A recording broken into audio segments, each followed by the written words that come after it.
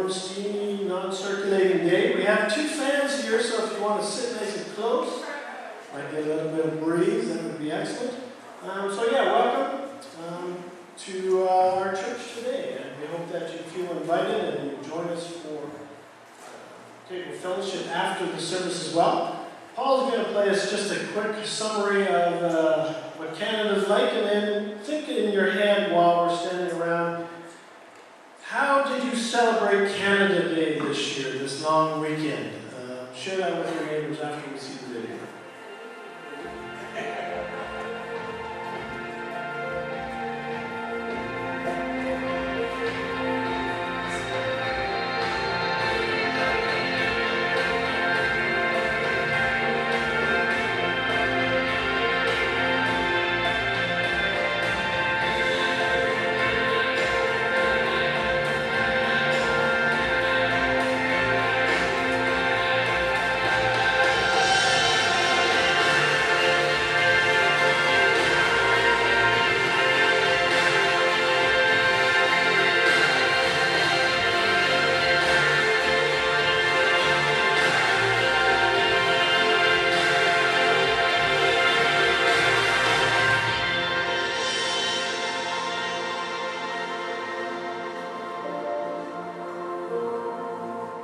Again, the question is, how did you celebrate the Canada Day weekend? You can talk about yourself.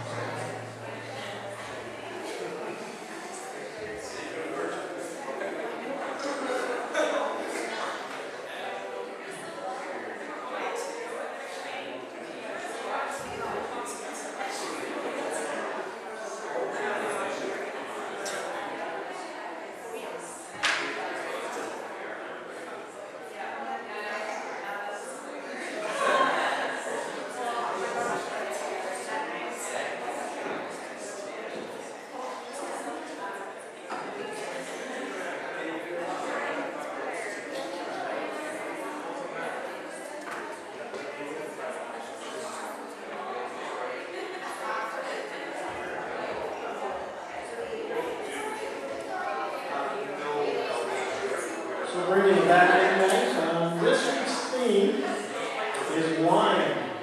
So we're going to hear from Christopher all about wine. I'm not sure what kind of wine, if it's drinking wine or wine, but it should be interesting. So let's do the call to worship now. Guys, I will be the leader. I'll read that part. If you could gather together as a group and do the church part, Jason will help out with that as well.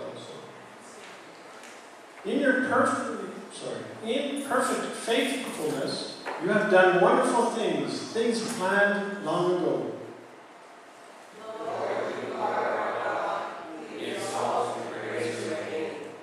You have been a refuge for the poor, a refuge for the needy in their distress.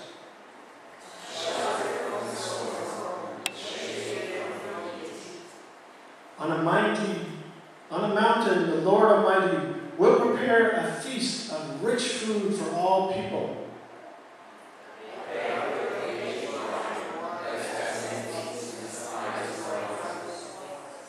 All together, surely this is our God and Lord, whom we trust. We rejoice in His salvation.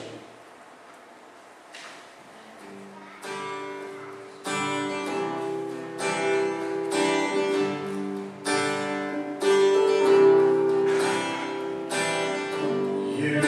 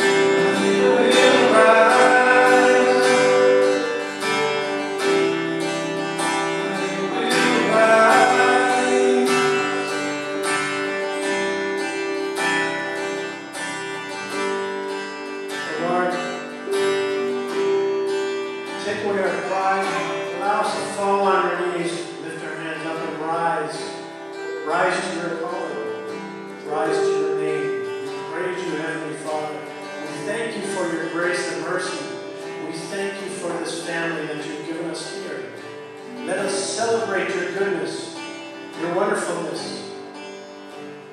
Let us show glory to your name. It's all about you, Lord. It's not about us. It is you. We praise you, Heavenly Father. Thank you, Jesus. Come, Holy Spirit. Come today. Fill our hearts. Put joy on our faces. Put gladness in our beings. Let us celebrate your goodness. In Jesus' name we pray, Heavenly Father. Amen. Amen.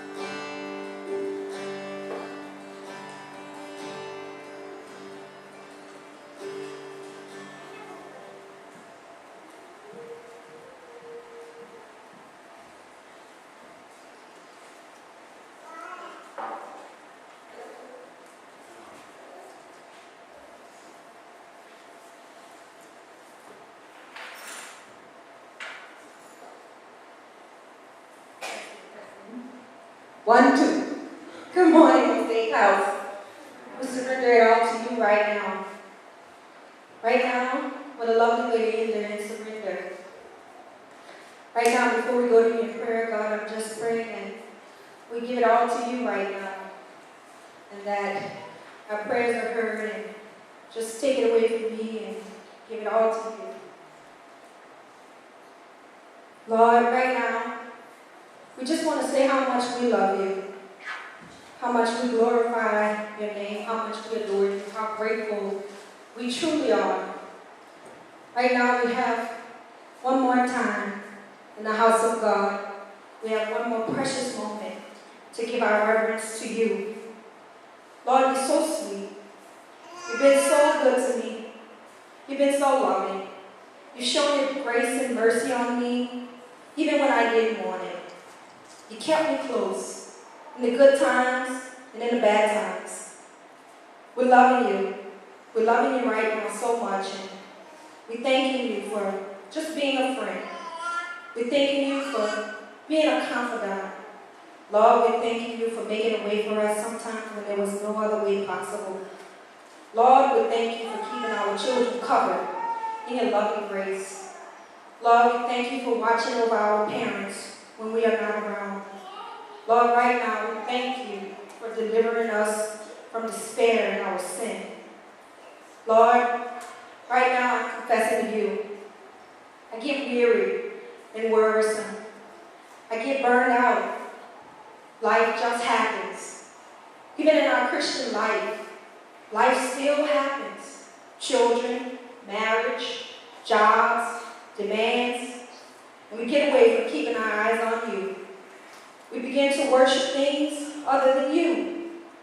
I am guilty of trying to control others, and I have no control over them. I've tried to control aspects of people's lives. That is not my power. I can make those closest to me very miserable in my discontent, and I am often filled with anger and sometimes even rage. How does this happen? And I'm praying all the time. I've witnessed your miracles, and how can I still be so discontent?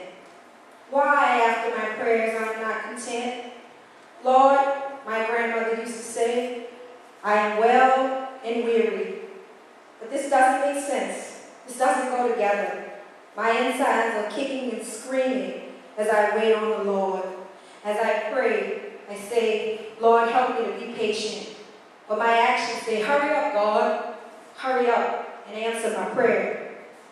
Lord, as I confess my prayers to you about being well and weary, as I've confessed about my here to there, and my discontent, rage, and anger over here to there, I'm praying for all of us as we go from here to there.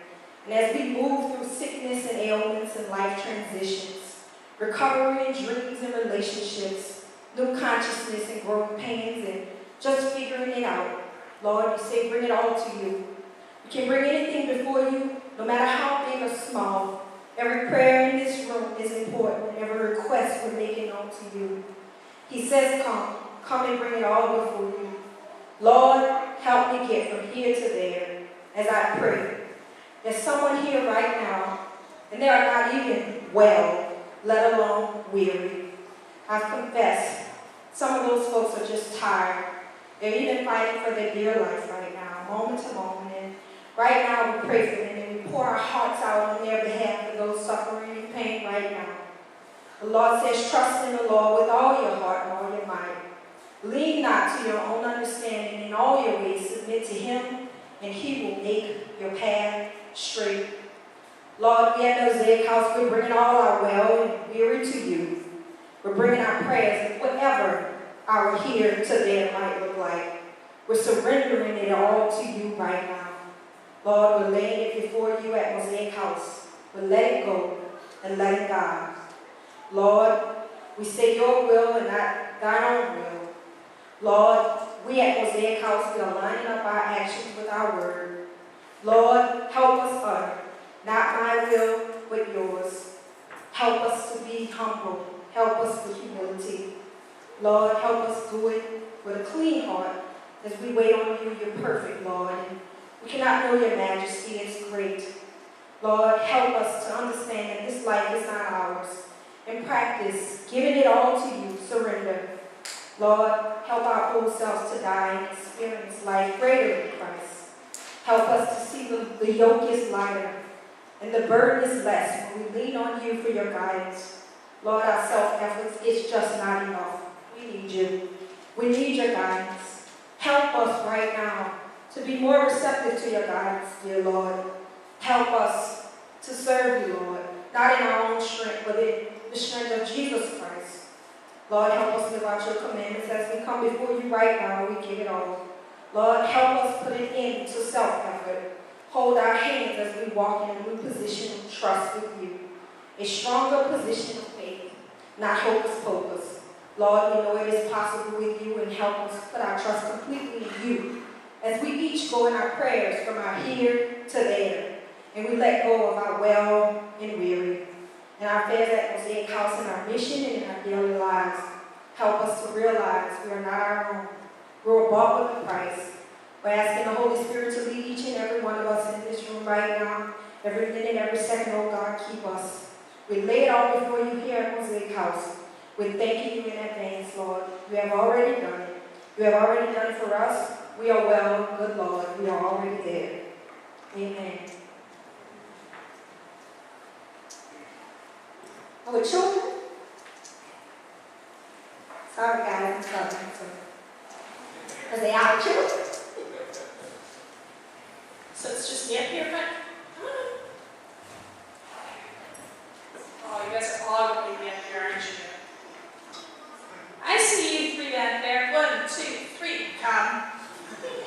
1, 2, come. There's one over there. There we go. I was so disappointed. I was going to do my craft today. That makes sense. Alright. Okay. So I gotta ask you guys a front figure. Do you think you're ready to do the memory verse with the blanks, or do you want to see all the words one time first? All the words once? Can you give us all the words once? Alright. So who wants to start leading us off here? Grace, ready to go? Okay. Whatever you do, work at it with all your heart, as working for the Lord, not human masters. Colossians 3, verse 23.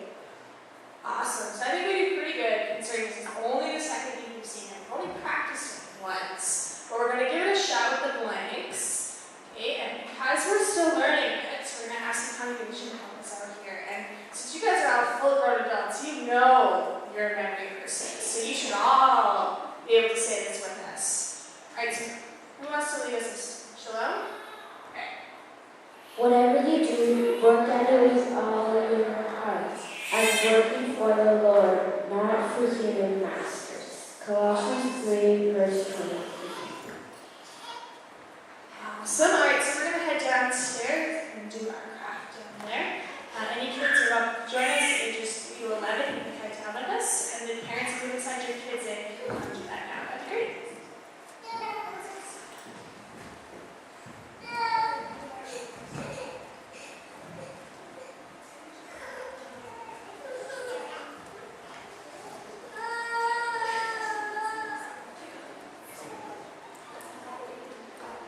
Good morning, everybody. This is Pastor Jeremiah, campus pastor of mosaicHouse East. I couldn't be with you here today, but I still want to say hi, hello, and tell you about ministry opportunities at mosaicHouse.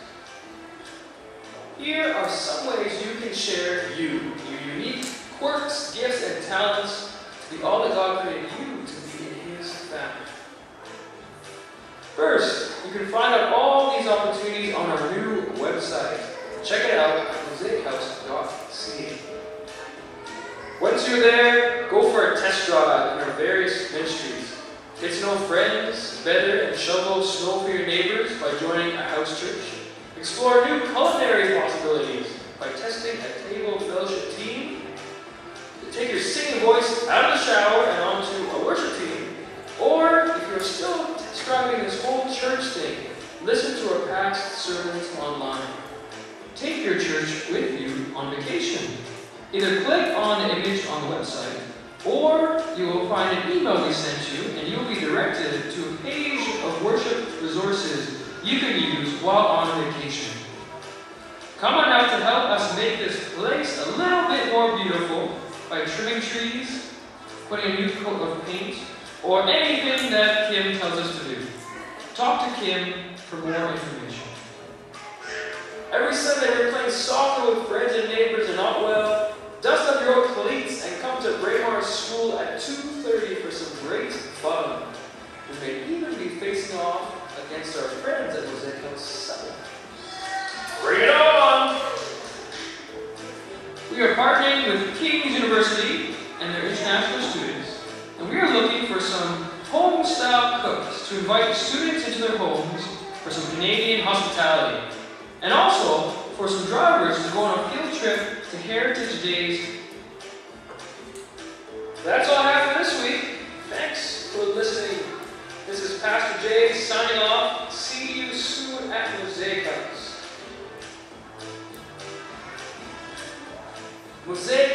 Church, a multicultural community and house church movement, living out the Great Commandment and carrying out the Great Commission.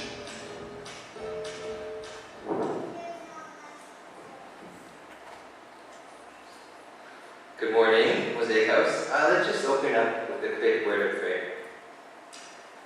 Father God, we thank you so much for today that you blessed us with so much. It's beautiful weather and just having family with us for this summer.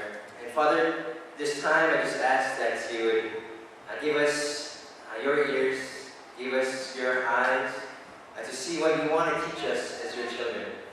Just give us simple faith and a posture of humility to absorb your word this morning. Pray all these things in Jesus Christ's name. Amen. Alright, so this morning we're continuing on in our summer series called Iconic, where we're looking at ordinary objects that begin to explode with meaning as they come up in the Bible over and over again with all of our sister churches. And now our prayer for this series is to inspire you to open up your Bible a little bit more. And we hope that these messages will pique your curiosity. Maybe you'll pay attention to these ordinary icons and objects as you read and dig into God's Word. So throughout the series, you'll hear different icons, different ordinary objects like mountain, like bread, like sheep, like tree. Last week you heard Pastor Victor talk on fire.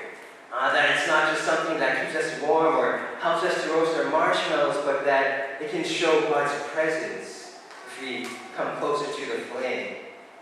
Right? God is so powerful, He can reveal Himself through anything. And so as you go about life, perhaps you're going to go camping or go hiking, our prayer also is that you will look at these objects and it will remind you of God. It will maybe help you to experience worship as well. So if you hike up a mountain, maybe you'll feel small and realize how big God is. Or maybe it will remind you of the unshakable foundation you have in Christ. Maybe if you get woken up by the birds chirping outside when you're going camping, maybe this might not be your first thought, but hopefully one thought that pops up is, man, these birds remind me of God's faithfulness, that He even cares for these creatures and how much more than us and our family.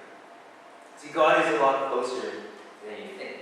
So this morning, we'll be taking a look at the icon, the ordinary object of wine. That red, sparkly stuff. Now, wine or alcohol is mentioned quite a bit throughout Scripture, and it takes on a bunch of different meanings. So wine is first actually mentioned in Genesis chapter 14, verse 18, where a priest of the Most High God, he presents wine to Abraham. And throughout the Old Testament, wine is given as a drink offering to God because of its pleasing aroma. If you look at the book of Psalms, say in Psalm 104, verse 15, it says that wine gladdens the man's heart. And so it can be seen as a gift and a blessing from God. But the wisdom books of Scripture, like Ecclesiastes or Proverbs, gives us a more sober reality of wine. One of my favorite poems comes from Proverbs 23, because it gives us a stern, warning of what effects of alcohol can give us. In Proverbs 23, it says something like this. It says, "Do not gaze at wine when it's red, when it sparkles in the cup, when it goes down smoothly." But I'll let you guys find that poem in Proverbs 23 on your own. And for those of us who have grown up in the church or have been exposed to church a little bit before, we're probably most familiar with the Passover meal. The final meal that Jesus had with His disciples before He was crucified, before He was led to the cross and shed His blood. The final meal where Jesus lifts up bread to represent His body and lifts up a cup of wine to represent His blood. That's why we have communion every month here at Mosaic, to remember and reflect on God's grace, on what God has done for us. And ultimately, this gives us strength to walk according to His Spirit, believing that He will come again to call us to the ultimate wedding feast. And so although we can't explore every meaning that the word wine holds, today we'll focus on the wedding at Cana, the miracle that Jesus performed at a wedding, where we will see that wine is a taste of God's glory, grace and glory. Wine is a taste of God's grace and glory. So turn with me to John chapter 2, verse 1 to 12. And we'll be also looking at Matthew 26, 29. The words will be up on the screen behind me as well. Let's read. On the third day, a wedding took place at Cana in Galilee. Jesus' mother was there, and Jesus and his disciples had also been invited to the wedding. When the wine was gone, Jesus' mother said to him, "They have no more wine." "Woman, why do you involve me?" Jesus replied, "My hour has not yet come." His mother said to the servants, "Do whatever he tells you." Nearby stood 6 stone water jars, the kind used by the Jews for ceremonial washing, each holding from 20 to 30 gallons. Jesus said to the servants, "Fill the jars with water." So they filled them to the brim. Then he told them, "Now draw some out and take it to the master of the banquet." They did so, and the master of the banquet tasted the water that had turned into wine. He did not realize where it had come from, though the servants who had drawn the water knew. Then he called the bridegroom aside and said, "Everyone brings out choice wine first, and then the cheaper wine after the guests have had too much to drink. But you have saved the best till now."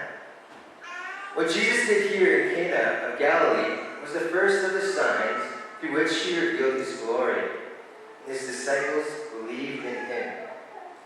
After this, he went down to Capernaum with his mother and brothers and his disciples. There they stayed for a few days. Matthew 26, 29. "I tell you, I will not drink from this fruit of the vine from now on until that day when I drink it new with you in my Father's kingdom." This is the word of the Lord. Thanks be to God. Wine is a taste of God's grace and glory. So one of my best friends that I grew up with in junior high and high school, who had no church background really, and just went to a Catholic school in elementary, he once pointed out this story to me when I decided myself to cut down on drinking myself. And I would say, "John, you know what, not tonight." But he would insist and say, "Oh, come on, Chris. You know, even Jesus turned water into wine."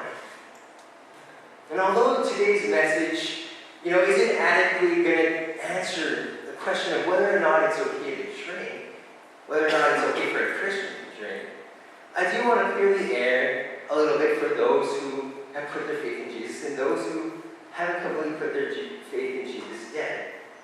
See, the Bible doesn't say no to drinking at all. In fact, it's depicted as a gift from God, much like fire. Right? God gives us fire to keep warm, to cook delicious foods. But fire can also, if it's uncontrolled, it can destroy homes, it can destroy houses, it can be destructive.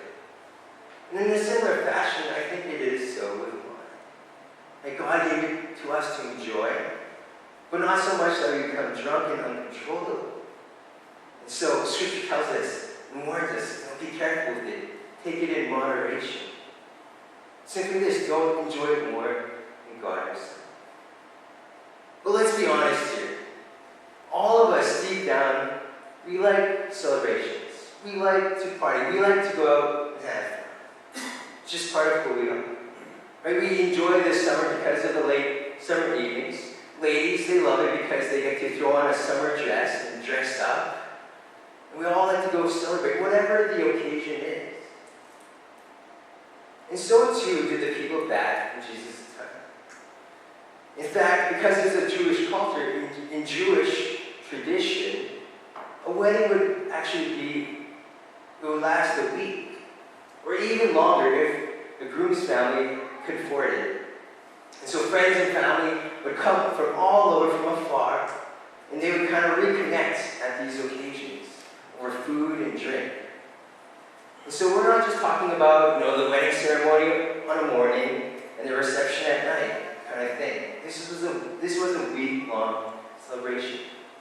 These people knew how to party.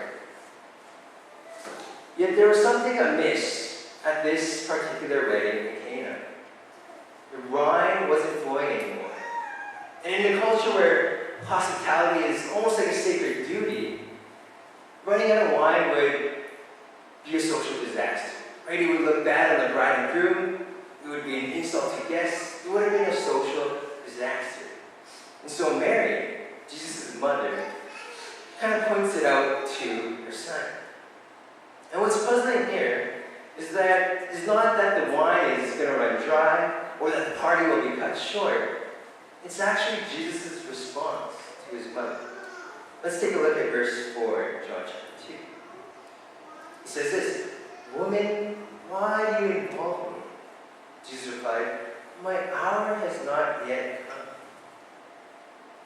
See, the problem here isn't that someone, forgot to bring their share of the booze, or that the bride and groom just miscalculated how many guests were going to come to their wedding party. The real issue at hand here is that Mary is hinting at Jesus to do something about the lack of wine. But doing so would reveal who Jesus was. So Jesus responds abruptly, almost as if he's cutting her off. And he asks, "Why do you involve me?"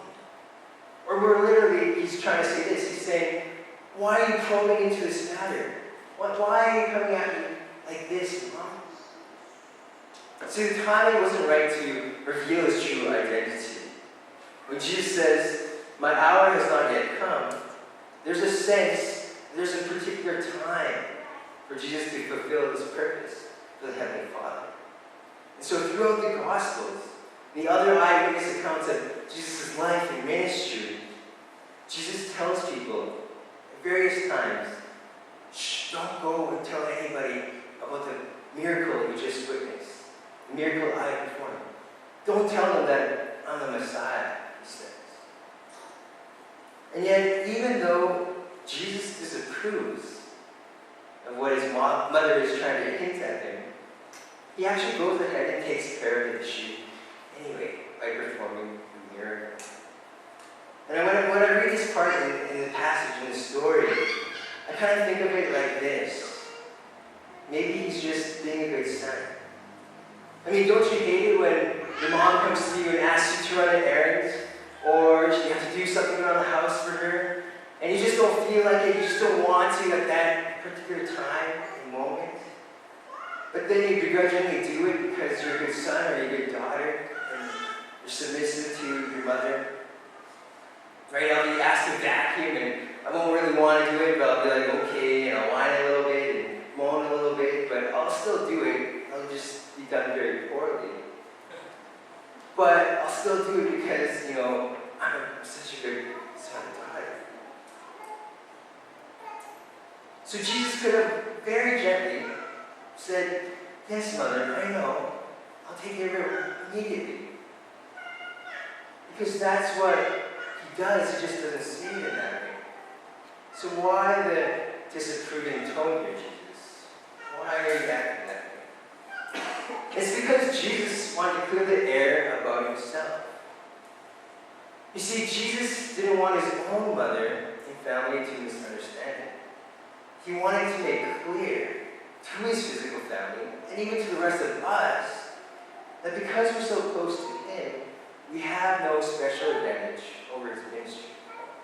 As physical family, or those of us who are near Jesus, we have no special advantage to receiving salvation. Jesus didn't come down just to meet our needs. He isn't swayed by popular opinion or what we think he should do. Jesus doesn't even give us what we want or what we need because of how well we have behaved. I mean, just imagine, just think. Imagine if Jesus was in your own physical family. Wouldn't you assume that you had the inside track to influence or blessing on Jesus? Imagine if you were the mother of Jesus. Wouldn't you have some special spiritual advantage as the mother?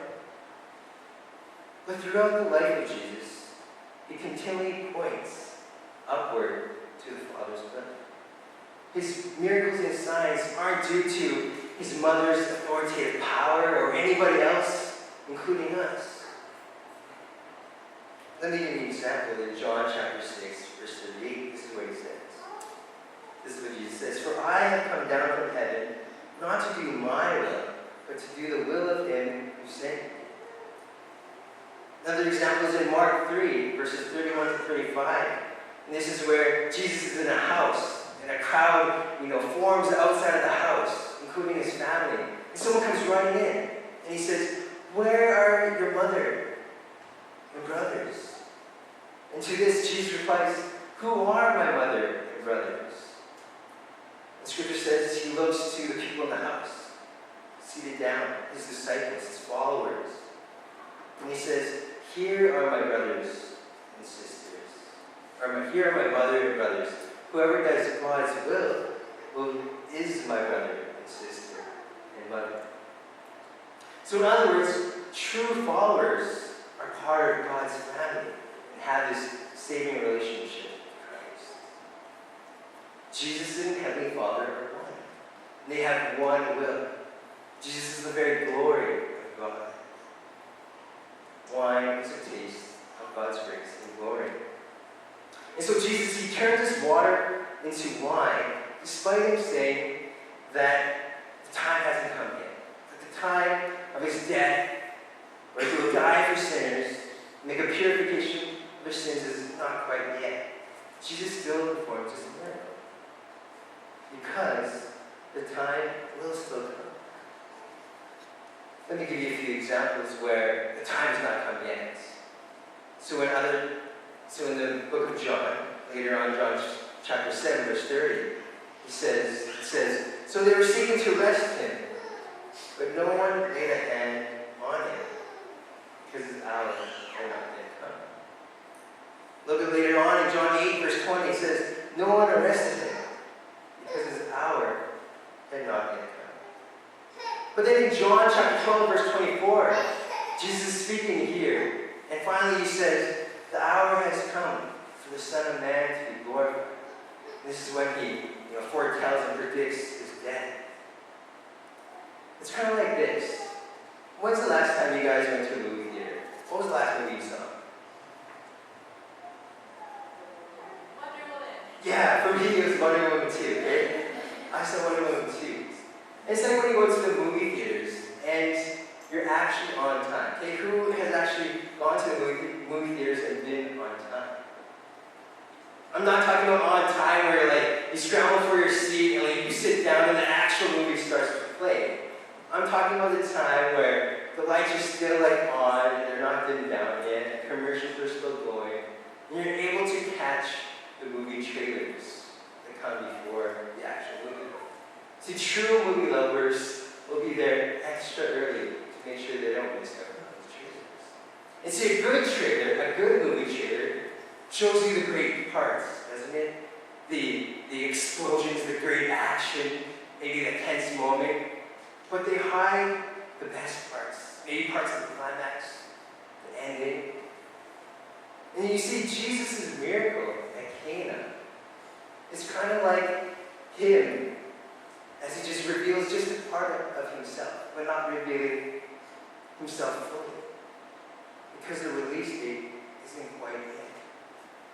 And so a good movie trailer makes us, talk to our neighbor beside us. We say, "Whoa, that was so good, I want to go see that." And friends, Jesus reveals his grace on the cross. And he's already done that for us.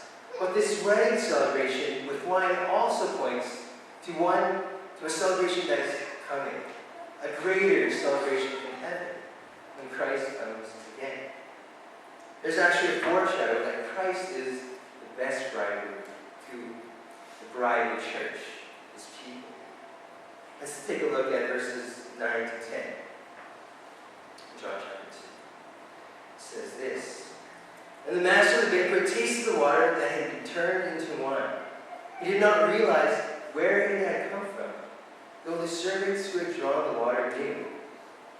Then he called the bridegroom aside and said, "Everyone brings out the choice wine first, and then the cheaper wine after the guests had too much to drink.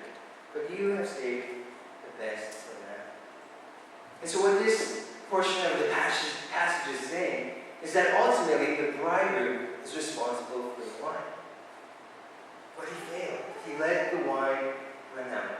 And that's the way it is with all groups. I'm sorry, ladies, but all husbands will ultimately fail to be what they ought to be. We all fall short. We all will let the wine go out. However, Jesus is the all-providing bridegroom. And out of water comes wine.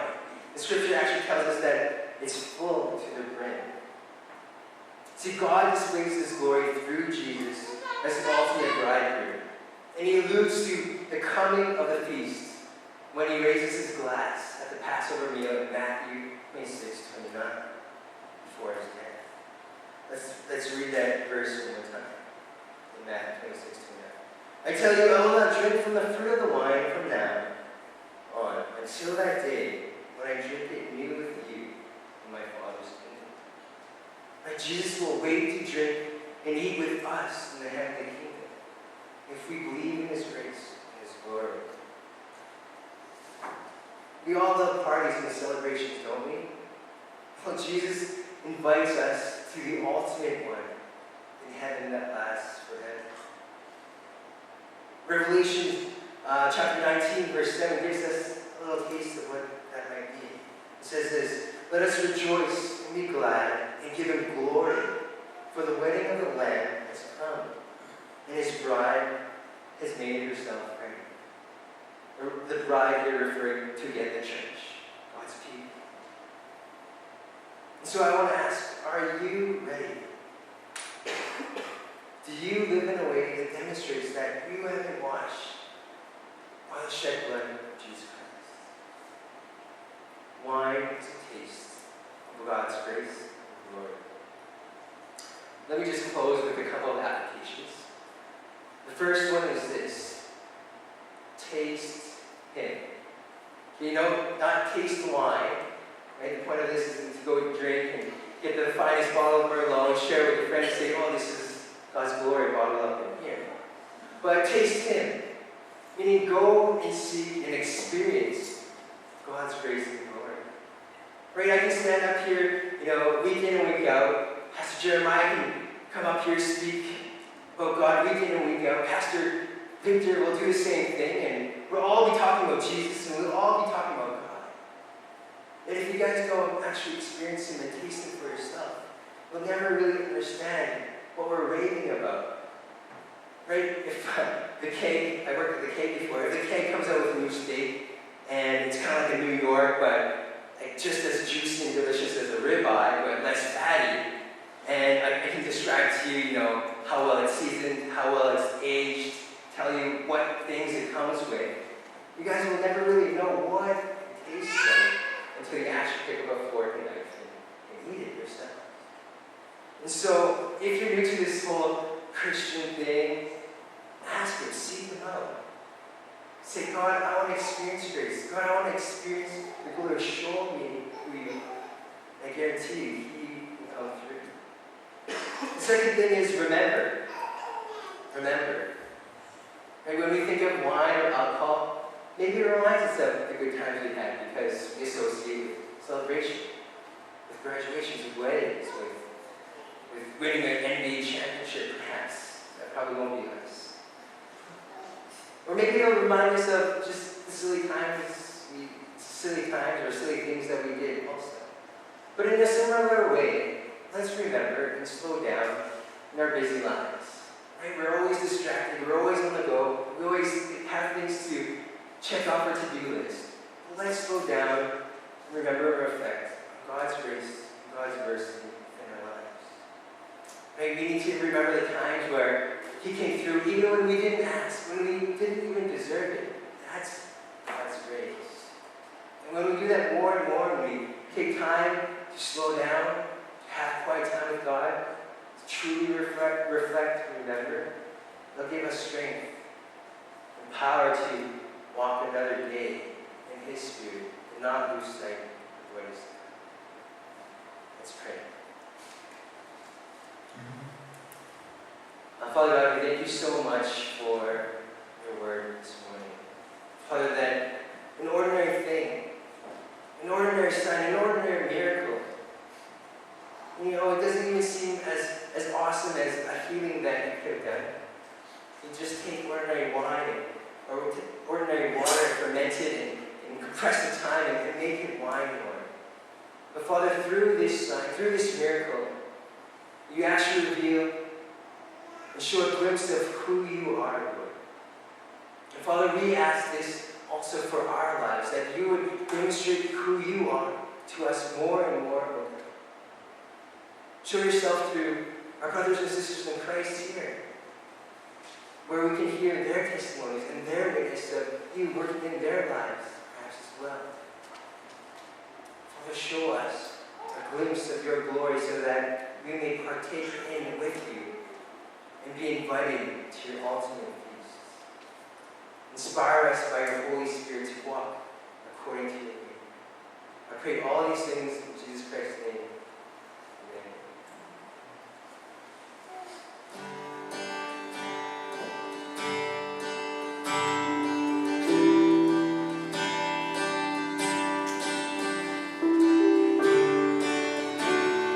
Please stand with us and worship.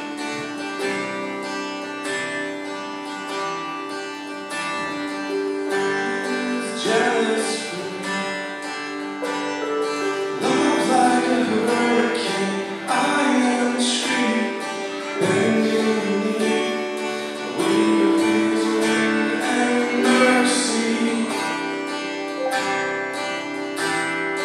All of a sudden, I'm unaware of these afflictions eclipsed by glory, and I realize just how beautiful you are now, that your affections are for me.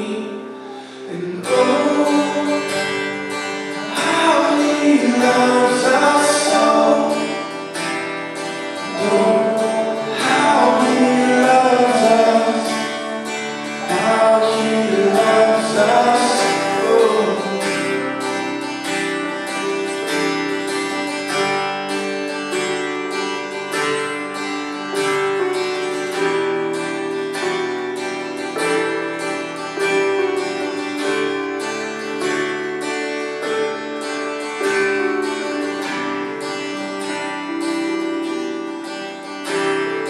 He is jealous for me. Love's like a hurricane. I am the street, bending beneath the weight of His wind and mercy. All of a sudden, I'm unaware of these afflictions eclipsed by glory, and I realize just how beautiful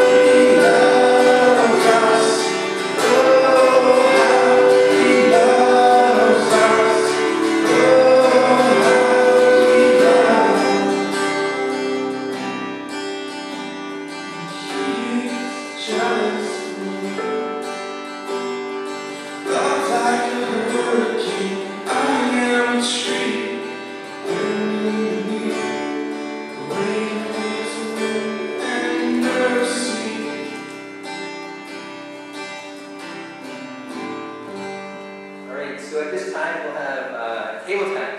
So this is where we encourage you to gather around the tables here and just discuss a few questions from the scripture, from the sermon. Okay?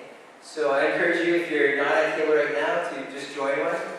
And yeah, just allow everyone to participate. And if you're too shy, if you're not feeling comfortable, you don't have to engage as well. We honor that as well. Okay? So we'll give you about 7 minutes or so.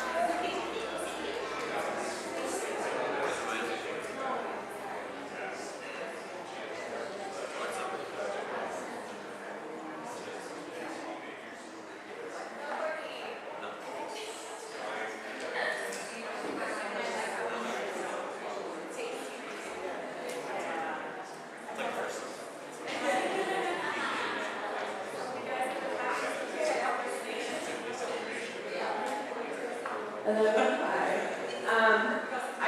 you guys have been having some good conversation. At our table, I think we came to a unanimous conclusion that weddings are one of the best celebrations. A great place to dance and party hard. Just a little bit of wine to celebrate. So, we are going to take up offering, and I think it's just a really cool way, aside from wine, this is a great way for us to express our gratitude and our celebration towards God and all that He's done for us. Sorry. So if you are new, if you're visiting, if you're a guest, or if you just simply feel like you haven't experienced God's grace, please, there is no obligation to give an offering. Or if you're just in a place where you're not okay with that, that's okay. We want you to give out of a grateful heart, out of a heart filled with God's grace, and out of appreciation and just anticipation for all the incredible, crazy, radical ways God continues to provide for us. Some of us give online, and so if you have, there's this cool little I Give Online card, and it's a great way to include yourself in the act of participating in worship, even though it was all electronic, you can physically still do it. As well, this is a multi-purpose basket, and I love it. I love multi-purpose things. We have a welcome card. If you are joining us for the first, second, third, fourth time today, we would love to get to know a little bit about you. You can fill it out, share who you are. It's also a great place to fill out a prayer request, or if you have some exciting news you want to share, please do that, and you can place that in the offering basket as well. We would love to pray for you and as well as celebrate with you, because that's what we're talking about today, about God's goodness and His grace. So yeah, please feel free to share, put that in the basket. And we are going to watch a little clip about our camp out. It was a super great time, and I missed out, and I actually live in be bummed every day, and I'm already anticipating next year's camp out. So we're going to watch a video about that.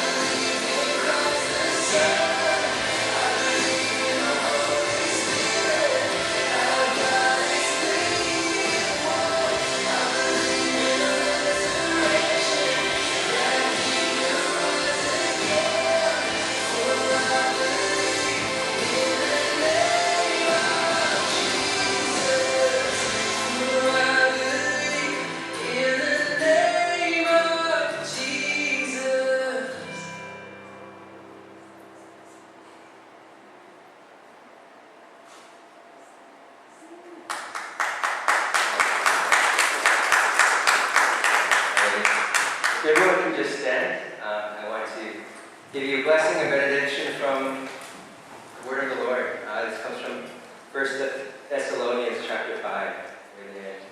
And you may extend your hands out as a posture gesture of thanksgiving and receiving of God's grace. May God Himself, the God of peace, sanctify you through and through.